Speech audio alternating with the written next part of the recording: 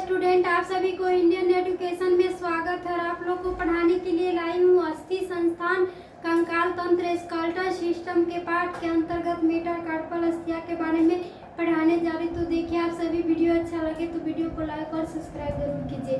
तो आज क्या पढ़ना है, चैप्टर 6 में अस्थि संस्थान या कंकाल तंत्र स्केलेटल सिस्टम पाठ में आज पढ़ना है मेटाकार्पल अस्थिया। मेटाकार्पल अस्थिया, मेटाकार्पल बोन्स। तो ये कहाँ पर होती है? तो ये हथेली की 5 अस्थिया है। मेटाकार्पल अस्थिया बोन्स किसको कहेंगे?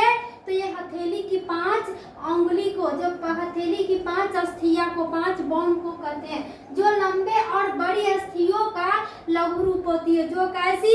तो ये अंगुली का लंबी और कैसी? तो लघु रूप में होगा। और अन्य लंबी अस्थियों की भांति इनके भी शेप्ड सीड्स, और क्या होती है कि अस्थियों की भांति इनके लंबी में शेप्ड सीड्स एवं आधार शेप्ड हेड एंड बेस, आधार और क्या होती है? तो लंबा में होते हैं। और इनकी गणना लेटरल साइड, इनकी गणना किसके? तो 5वें उंगली के, चौथे उंगली के बाद जो 5वें उंगली होती है तो छोटी उंगली की 5 की ओर से जाती है। और किसके? तो छोटी उंगली की ओर ये जाती है।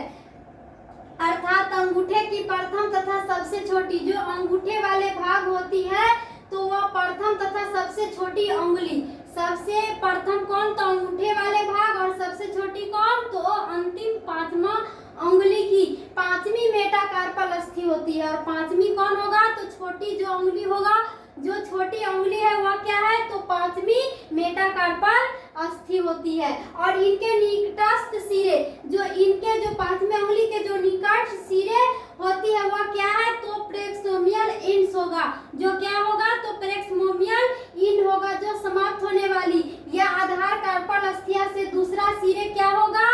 तो डिजिटल इंड्स होगा। दूसरा सिरा क्या हो जाएगा 5 मिनट के बाद? तो डिजिटल इंड कहा जाएगा। या आधार का फ्लैंजिस से जुड़े होगा। और आधार किससे जुड़े होगा? तो ये फ्लैंजिस से जुड़े होगा, उंगली वाले। तो ये मेटाकार्पल अस्थियों एवं फ्लैंजिस के बीच की संधि को क्या कहा जाएगा?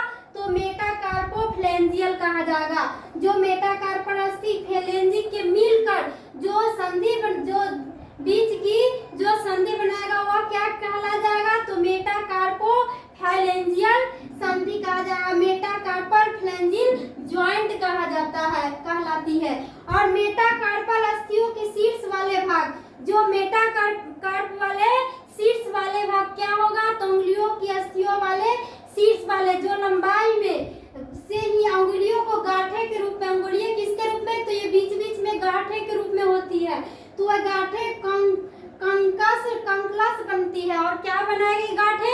तो एक कंकलस के रूप में बनाती है, जिन्हें बाहर से अनुभव किया जा सकता है। और उस उंगली को गांठे के रूप में उससे किससे? तो बाहर से अनुभव किया जा सकता है। तो ये क्या है? फ्लैंजेस। यह क्या है? अब पढ़ना है फ्लैंजिस के बारे में। तो फ्लैंजिस क्या है? तो फ्लैंजिस प्रत्येक हाथ की उंगली है। प्रत्येक हाथ की फ्लैंजिस क्या है? तो ये उंगली के रूप में, हाथ में जो उंगली होती है 5, वो उंगली की अंगूठे का निर्माण कुल 14 लंबी अस्थियों से हुआ है। और ये अंगूठी का जो घसे वाले भाग है वह कितने से? तो 14 अस्थियों, लंबी अस्थियों से ये जुड़ा होगा। उन्हें क्या कहा जाएगा? तो फ्लैंजिस कहा जाएगा। 14 हाथ की उंगली अंगूठे वाले भाग को क्या कहा जाएगा? तो फ्लैंजिस कहते हैं। इनके संख्या प्रत्येक उंगली में 3 निकटस्थ, मध्य तथा दूरस्थ तथा अंगूठे में 2 निकटस्थ दूरस्थ होती है। और इनके उंगली में कितने? तो 3 घसे वाले भाग होती है। वह क्या है? तो निकटस्थ, मध्य, बीच वाले भाग का दूरस्थ होगा। बीच वाले भाग क्या है? तो दूरस्थ तथा अंगूठे में 2 क्या होंगे? तो निकटस्थ दूरस्थ होती है। और प्रत्येक फ्लैंजिस में आधार शेप, फ्लैंजिस में क्या होती है? तो एक आधार होती है उंगली पर, वो कैसी?